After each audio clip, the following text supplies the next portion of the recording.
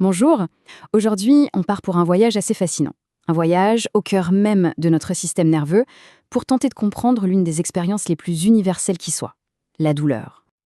On va commencer par une question toute simple, une question que franchement tout le monde s'est déjà posée, et vous allez voir, à la fin de ce décryptage, la réponse paraîtra limpide. Allez, c'est parti, on entre dans le vif du sujet. Pour bien comprendre ce qu'est la douleur, il faut d'abord définir ce que c'est réellement. Parce que, je vous préviens, c'est bien plus qu'un simple signal. Alors, voilà la définition officielle. Et ce qui est vraiment crucial de retenir ici, ce sont deux composantes. C'est une expérience à la fois sensorielle et émotionnelle. En clair, ce que ça veut dire, c'est que la douleur, ce n'est pas juste la sensation physique. Non, c'est aussi, et c'est tout aussi important, la manière dont on la vit, notre réponse émotionnelle intérieure à cette sensation. Bon, maintenant qu'on a posé les bases, revenons au point de départ, au tout début du processus, le moment précis où une blessure se produit et où le message de la douleur est créé. Imaginez la scène. Un tissu est abîmé. Les cellules sur place ne restent pas silencieuses, pas du tout. Elles sonnent l'alarme immédiatement en libérant tout un flot de substances chimiques. Et ce cocktail chimique, il est assez varié. On y trouve plein de choses. Mais il y a une substance en particulier qui est vraiment la star, celle qui va véritablement lancer le signal de la douleur. Ce sont les bradykinines. C'est vraiment le nom à retenir. Elles agissent comme le déclencheur principal. En fait, elles vont se lier à des terminaisons nerveuses bien spécifiques qu'on appelle les nocicepteurs, et c'est à ce moment-là que le message de douleur électrique est officiellement créé. Ok, le message est créé. La course vers le cerveau peut commencer. Mais attention, ce n'est pas une simple ligne droite.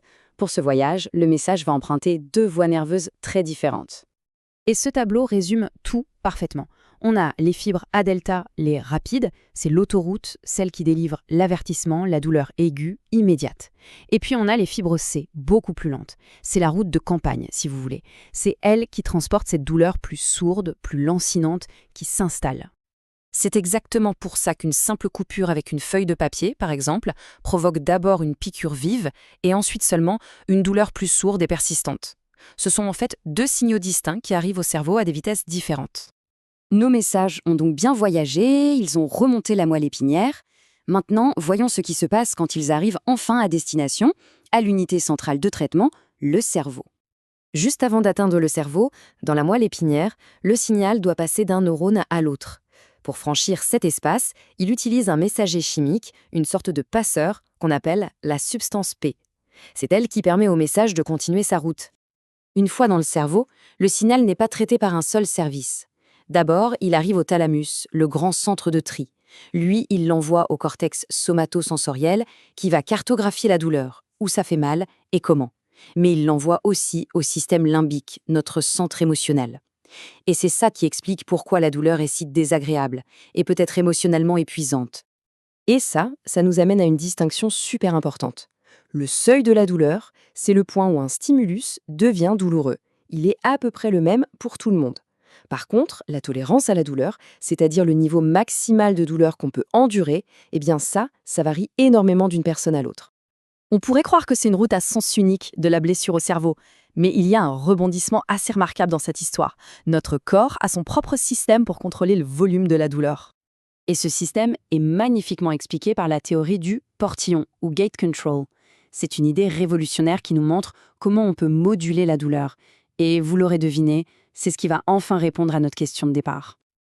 Alors, comment ça marche ce portillon ? Eh bien, en frottant la zone qui fait mal, on envoie un flot de signaux tactiles. Ces signaux voyagent sur des fibres très rapides, bien plus rapides que celles de la douleur.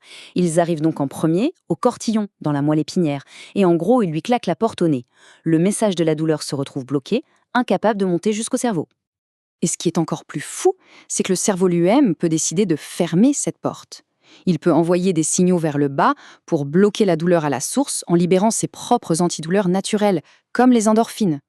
C'est ce qui explique comment, sous le coup d'une forte émotion ou d'une grande concentration, on peut ne même pas sentir une blessure. Finalement, la douleur, ce n'est pas une simple alarme. C'est une conversation, un dialogue complexe et permanent entre le corps et le cerveau. C'est une perception qu'on peut moduler, un peu comme le volume d'une radio. Ce qui nous laisse sur une dernière réflexion, une question assez vertigineuse. Si notre cerveau a un tel pouvoir sur la douleur, s'il peut la filtrer, l'amplifier ou même l'ignorer. Où se situe vraiment la frontière entre la sensation physique brute et la perception qu'on en a?